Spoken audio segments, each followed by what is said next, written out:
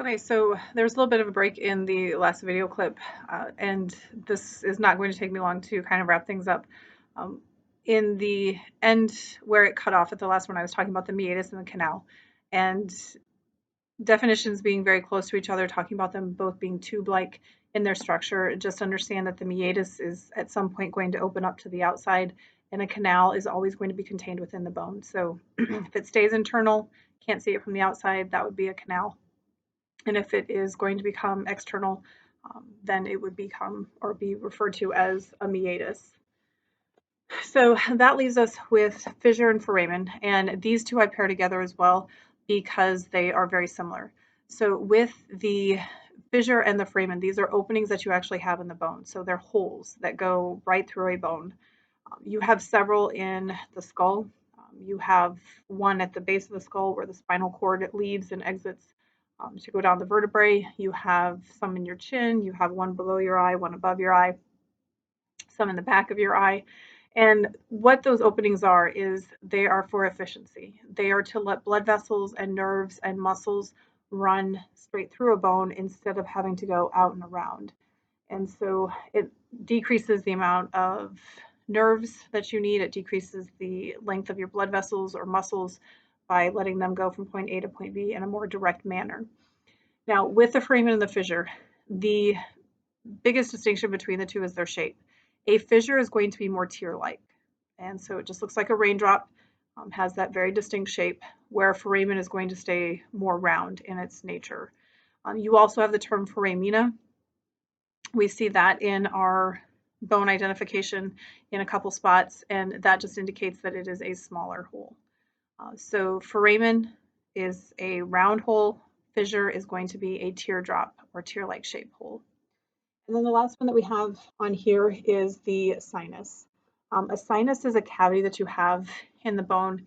Again, very much like canal, but with a sinus, it is going to be more contained. You're not going to have that tube-like structure. It's just going to be a pocket that you have within a certain part of the bone structure.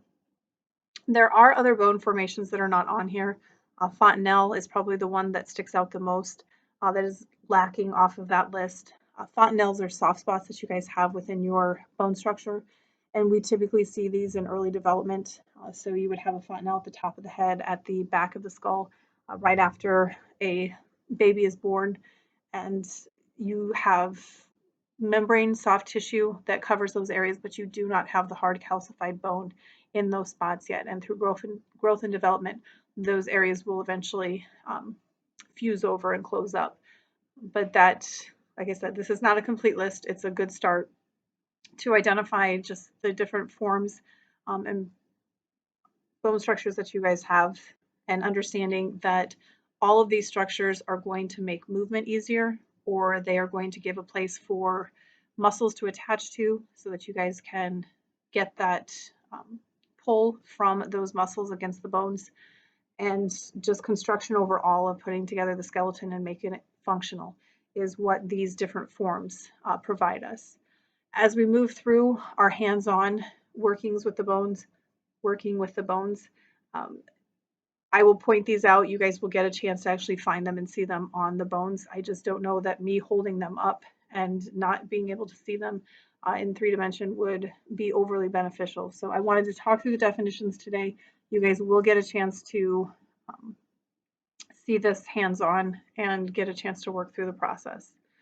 So if you have that sheet, took any notes on it, make sure that you bring that to class with you the next time that we meet in a couple weeks here. If you have any questions, let me know, and I will be scanning a copy on this of this. I know there's a couple of people that maybe don't have it, and I will put that on Blackboard so that you have a copy of it, and I will also shoot it out through an email as well.